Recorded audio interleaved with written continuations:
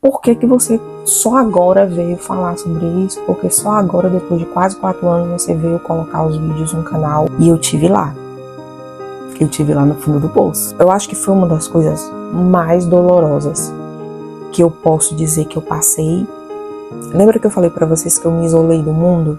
E hoje eu quero mostrar pra vocês mais um capítulo da minha jornada. Eu vou mostrar pra vocês o que ninguém consegue enxergar por trás. Se alguém chegasse pra mim e dissesse que eu estaria exatamente nesse lugar hoje, há 5 anos atrás, eu ia rir. Eu tô falando isso por causa de um livro, A Montanha é Você.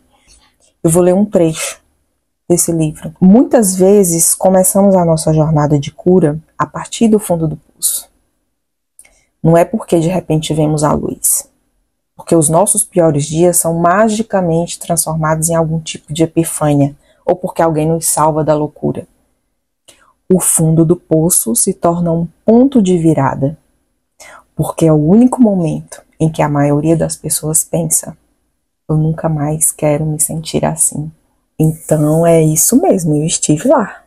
Eu estive no fundo do poço. Quando eu me deparei com a vulnerabilidade e eu me encontrei de mãos atadas, eu não podia dar o básico a uma mãe se dá para um filho. Comida para comprar, contas, dívidas, muita coisa.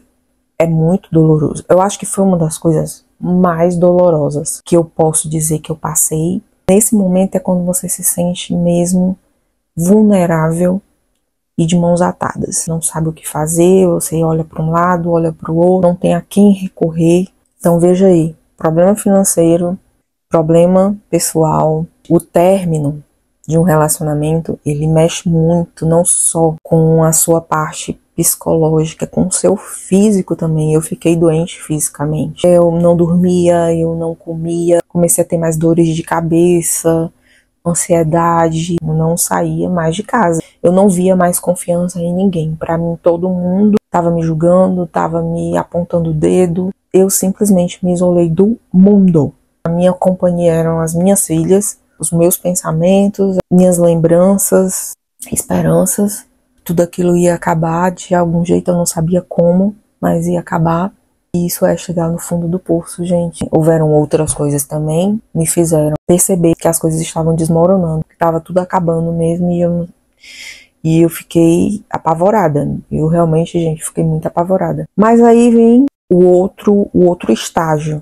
Se realmente estivesse no fundo de um poço e você olhar lá pra cima, assim, é alto, né? Você não tem onde se segurar para subir. E a única certeza que a gente tem é que a gente quer sair daquilo ali. Foi nesse ponto aí que eu...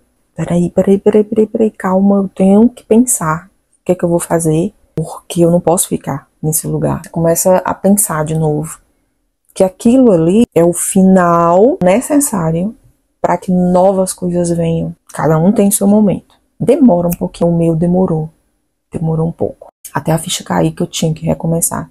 E aí no estágio que eu estava, as minhas filhas já estavam na maioridade, elas já tinham a sua vida própria, elas já tinham condições de pensar sozinha, agir sozinha, que elas já estavam preparadas para viver a vida delas. Assim como eu, precocemente, tive que viver a minha. Então, comecei a pensar em várias possibilidades de recomeçar. Eu sou cearense.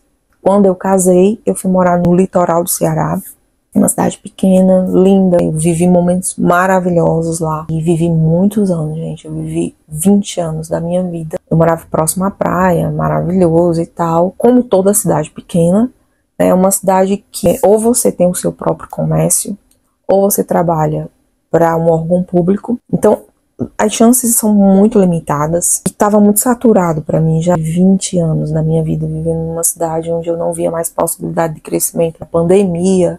Enfim, eu só tinha certeza de uma coisa, de que eu não conseguiria onde eu estava. E eu pensei em N possibilidades. Não havia também na minha cabeça de eu sair do país. Eu pensei em Fortaleza, né, em Salvador, que é onde mora a família do meu pai. No sul, que eu tenho uma sobrinha que mora lá.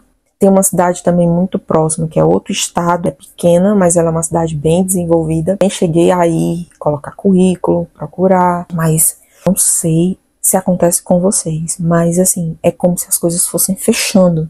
Quem me conhece de muito tempo Sabe que eu nunca tive desempregada, nunca fiquei sem trabalhar. Eu colocava um currículo e era chamado. Gente, sabe o que é você colocar currículo e não ser chamado pra nada? Eu já tinha passado daquela fase do desespero, do medo, tava com a coragem de recomeçar. Quem me conhece da época sabe, eu fui uma das pessoas assim, pelo menos lá da cidade, e começou essa onda de você fazer publi na internet, não tava esse show de influência, não existia nem esse nome influência. Comandei um programa de TV, eu tinha alguns clientes que patrocinavam o meu programa, entre eles tinha um português. Junto com a família dele, né, a esposa, as filhas, abriram um restaurante e eles gostavam muito do meu trabalho, da minha formação. Ele me deu uma proposta para mudar para Portugal e eles queriam muito que eu gerenciasse esse restaurante junto com outra pessoa.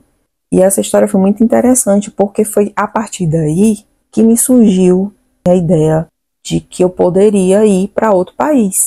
Como se tivesse dado assim um estalo na minha cabeça. Por que não outro país? O que me limitava era o medo realmente do novo, né? Porque o medo, ele realmente reprime o ser humano, ele limita muito a gente. Comodismo não. Eu nunca tive aquela sensação de zona de conforto, aquele lugar, é o lugar que eu tenho que ficar porque eu vou ter medo de sair, de perder. Não, isso não.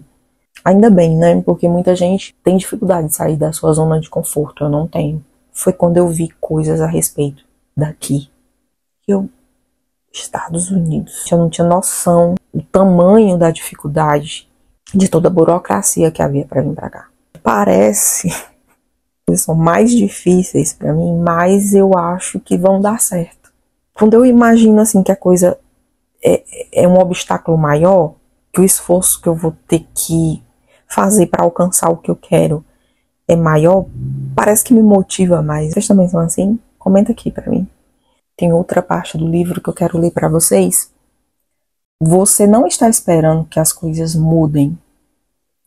Você está esperando para se sentir pronta para ser a pessoa que muda as coisas. Não esperei que alguém fosse lá e me desse a mão, porque dificilmente alguém vai lá jogar uma corda para te salvar. Acho que é a partir dessa dor, desse incômodo, que você começa a agir, você começa a querer que essa dor saia de você. E aí, quando essa mudança vem na sua cabeça, você sabe que você está pronta para você mudar as coisas. É onde você começa a raciocinar. A dor te faz raciocinar. Você tá com dor? O que é que você faz? Ou você pega o telefone e liga e pede um remédio, ou você mesmo vai, pega o carro e vai na farmácia e compra um remédio. Quando ela tá ali te incomodando demais, que você procura a solução para que ela acabe. Eu acredito que esse conjunto de coisas que eu acabei de falar para vocês, tudo desmoronando, tá tudo acabando, era o fim.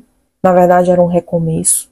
A Nathalie, ela renasceu disso tudo. Bem, surgiu algumas perguntas depois que os vídeos começaram a ir pro canal. Por que que você só agora veio falar sobre isso? Porque só agora, depois de quase 4 anos? A resposta é muito simples. Porque eu precisei viver primeiro tudo isso aqui. Me entender, me adaptar e guardar tudo comigo. Lembra que eu falei pra vocês que eu me isolei do mundo? Só que eu pensei que eu estava me afastando das pessoas. Na verdade, eu não estava fazendo isso. Eu estava silenciando a minha vida. Que é onde está o segredo maior da coisa, gente. Silenciar todos os seus planos. Silencie. Tenta guardar para você. Escreve, digita, não sei qual é a forma que você acha melhor. Eu tenho aqui, sempre tive meus caderninhos. Quero falar, quero desabafar, grava um áudio para você mesmo. Mas não conta, gente, não conta para ninguém. Minha família veio saber da minha mudança quando meu visto estava aprovado. E quando as minhas passagens já estavam compradas. Quando eu já estava certa de vir para cá. Quando tudo já estava dando certo. Minha família ficou sabendo. O que dirá dos amigos? Eu já estava aqui. Já estava fazendo o que eu queria fazer. Já estava estudando. Depois eu fui falar. A gente planeja. Faz a planilha dos planos, dos projetos. E no decorrer, as coisas às vezes vão mudando de caminho. Aqui, os 4 anos, muita coisa mudou de caminho para mim. Muita coisa foi tomando outro rumo. Eu fiz a minha extensão de visto 2 vezes, porque eu não tinha certeza absoluta se eu ficaria no país. Não queria ficar ilegal e queria ter a oportunidade de vir novamente. A gente não tem certeza muitas vezes de nada. A única certeza que eu tinha, gente, foi desde o momento que eu tava lá.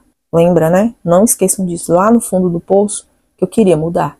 Porque eu sabia que ia chegar um dia que eu ia com mais experiência, com mais vivência, compartilhar e falar sobre tudo que eu tô vivendo aqui. Primeiro, partindo do princípio que o meu canal não é para incentivar e nem romantizar, muito menos, vida fora do Brasil. Quem me conhece já sabe meu ponto de vista sobre isso, essa romantização na internet de vir para cá. Não vou entrar nesse mérito, porque entra política, né? Entra um monte aí de assunto que eu não gosto. O meu canal não é para isso. Meu canal fala sim sobre mudança de vida, sobre transformação, sobre como as coisas para mim mudaram. Foram 4 anos de mudanças totais na minha vida, em todos os sentidos. Mas não é porque eu vim pra cá. Eu acho que já falei isso várias vezes, mas eu vou repetir quantas vezes for necessário para desmistificar até a história de que todo mundo que quando chega no outro país é porque quer influenciar as pessoas a virem pra cá. Incentivar você também que tá aí, vender tudo, sair daí e tentar. Não. Vocês jamais vão ver isso aqui no meu canal. Eu vou mostrar, assim, muita coisa massa que eu já mostrei aqui, né? Já tem diversos vídeos aí da cidade que eu moro, que é fofa, é aquela cidade que eu sempre assisti na sessão da tarde. Claro, eu não tô aqui cuspindo no prato que eu tô comendo. Não tô dizendo aqui que os Estados Unidos não é um país bom. Claro, todo mundo sabe, gente. Todo mundo sabe que aqui é o país das oportunidades, blá, blá, blá, blá, blá, blá. Poder de compra, blá, blá, blá, blá, blá. Muitas outras coisas aqui me encantam, como a segurança, a cultura diferente, o clima. Gostava de frio, mas eu não sabia que eu era apaixonada por frio. Ter a oportunidade, a bênção, a dádiva de ter as 4 estações do ano. Uma hora tá sol, vê um monte de rosas, outra hora abre a janela, aquela paleta de cores pastéis que é o outono, outra hora tá nevando, você abre a sua janela, tá lá aquela coisa linda, tudo branquinho. São coisas assim que me encantam, são lugares também muito lindos que tem aqui.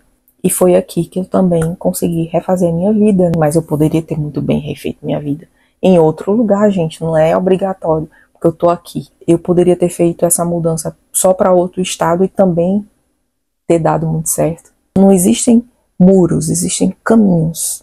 Os muros a gente quem constrói com os nossos medos, com as nossas limitações. Quanto mais as pessoas tiverem a consciência de que muitas vezes esse fundo do poço ele não significa o fim, e sim um recomeço, mais pessoas vão ter coragem, mais pessoas vão ter a certeza de que os caminhos estão ali, ó, para serem percorridos. Talvez você esteja no fundo do poço e talvez você pense que você não vai conseguir sair desse fundo do poço. Então, gente, é isso. Se esse vídeo tocou seu coração, se ele serviu de algum aprendizado, de alguma motivação, fala aqui para mim nos comentários. Você também já esteve no fundo do poço?